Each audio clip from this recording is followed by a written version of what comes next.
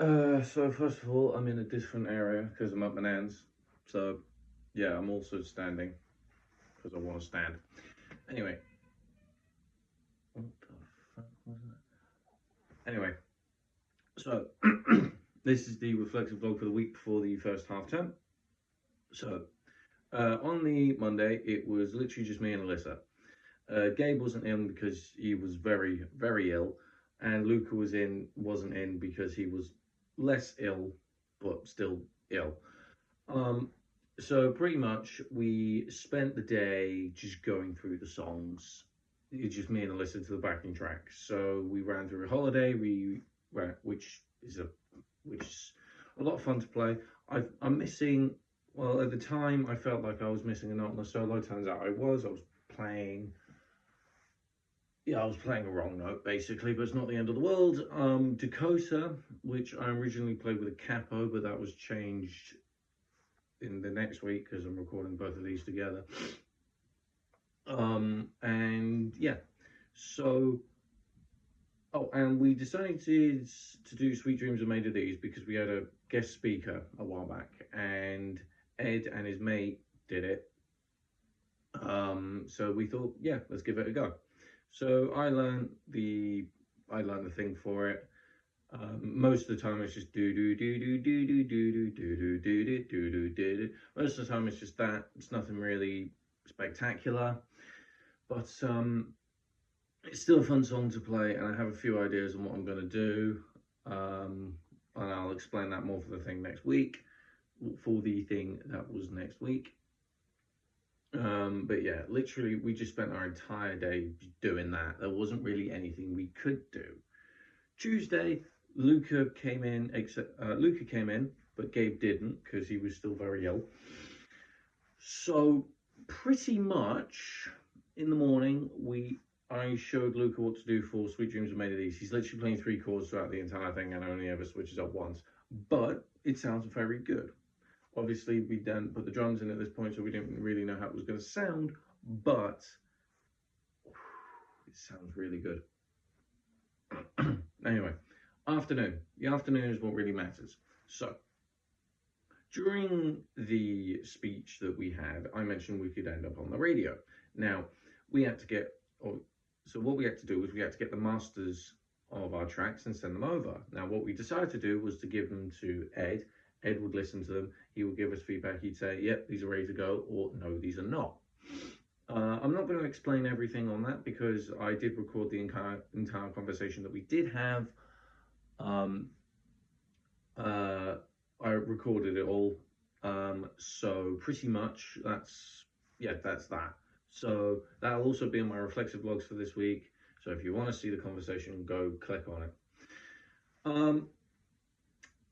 I decided to come in on Wednesday, just to get some work done. Because I thought of an idea. I was thinking, okay, well, one thing. So what I did for my music theory thing was I added a picture. I explained what the thing was. I then had a picture to represent it, so on Logic, and then I had an MP3 file to just play what it was. So like the scale, like do do do do do do do do do. But while I was doing my mixing slides, I thought I might as well just, I might as well just do the same thing. So what I decided to do was got a black. So after getting the appropriate stuff, so I put like guitar EQ, I put the different types of reverb. I'm pretty sure I put some other stuff, but I can't quite remember at the moment. I was thinking, okay, well, what I'll do is I'll record a track without anything, and then I'll apply the appropriate effect, and I was just like, oh, look at that. The one that was a bit more difficult to do was compression, because I couldn't really best show it. I couldn't really best show it audibly. I kind of had to show it digitally, which was fine because I just showed the wavelengths, and that wasn't really an issue. I didn't want to do EQ for the guitar because, well, I did it, but genuinely, I couldn't hear the difference. Sean couldn't hear the difference. Luca couldn't hear the difference. So they just basically said, meh, leave it. So I thought, nah, fair enough. but yeah, I spent my entire Wednesday, which I didn't have to do, but I wanted to do to get caught up, and I got the entire mixing slide done, which was, appreciative. Thursday, right. Thursday, I continued to get the mixing slide done. I just had to add the bibliography and the research things to the research document. But yeah, so that's what I did. Created the bibliography, did all that, explained why I'm not doing the EQ. But like, everything's there. So like for the mixing slides, it's got what mixing is, EQ, reverb, all the reverbs, compression. That's all I really need from my basic understanding.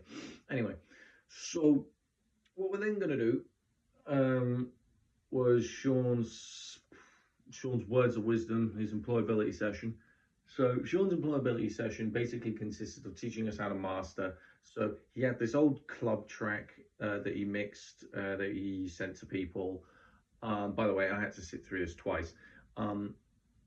And he was saying, like how he mastered it to different LUFs. So if it's a club, it's 6, regular airplay, it's 9, -6 and -9, because if it's above 0, then it will start distorting, and we don't want that.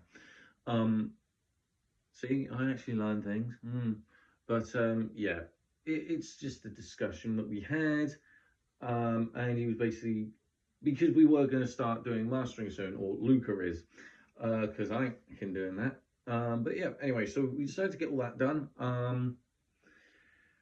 Got all my slides finished. All the slides I need to do now are the ones on color theory and semiotics, which is going to suck. And the mastering one, which, grand scheme of things, I could probably knock that out in a session. But literally all I need to do is that and all these reflective logs. And, I need to upload them, I need to stick them there, I need pictures, and that's probably going to take me a whole session, but it is what it is. Anyway,